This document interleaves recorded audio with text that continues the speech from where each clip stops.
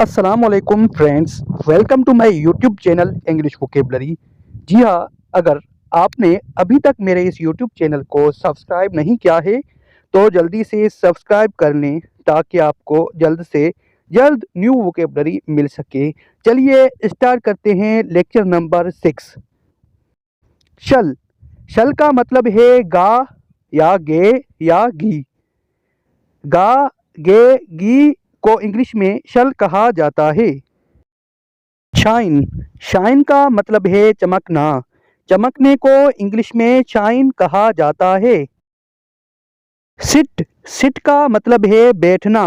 बैठने को इंग्लिश में सिट कहा जाता है। शूट। शूट का मतलब है गोली मारना। गोली मारने को इंग्लिश में शूट कहा जाता है। शो।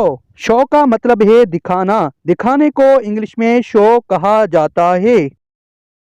सिंग। सिंग का मतलब है गाना। गाने को इंग्लिश में सिंग कहा जाता है। स्किप। स्किप का मतलब है उछलना या कूदना। उछलने या कूदने को इंग्लिश में स्किप कहा जाता है। स्पीक। स्पीक का मतलब है बोलना। बोलने को इंग्लिश में स्पीक कहा जाता है। स्प्रिंग। स्प्रिंग का मतलब है उछलना। स्टैंड। स्टैंड का मतलब है खड़ा होना।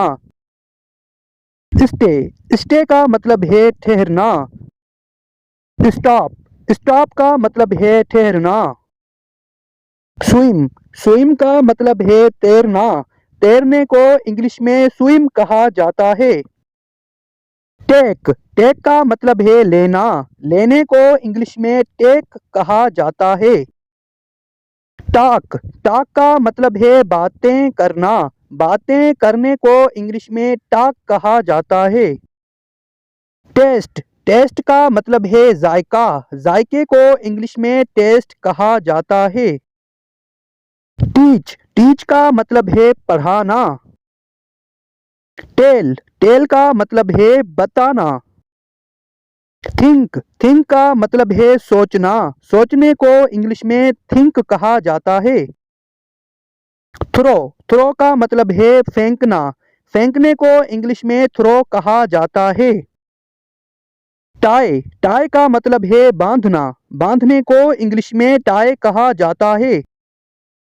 टच। टच का मतलब है छूना। छूने को इंग्लिश में टच कहा जाता है। अंडरस्टैंड। अंडरस्टैंड का मतलब है समझना। समझने को इंग्लिश में अंडरस्टैंड कहा जाता है। यूज। यूज का मतलब है इस्तेमाल करना। इस्तेमाल करने को इंग्लिश में यूज कहा जाता है। विजिट। विजिट का मतलब है आना जाना। आने जाने को इंग्लिश में विजिट कहा जाता है। वॉक। वॉक का मतलब है चलना। वांट। वांट का मतलब है चाहना। चाहने को इंग्लिश में वांट कहा जाता है। जी हाँ दोस्तों, ये थी आज की वोकेबलरी।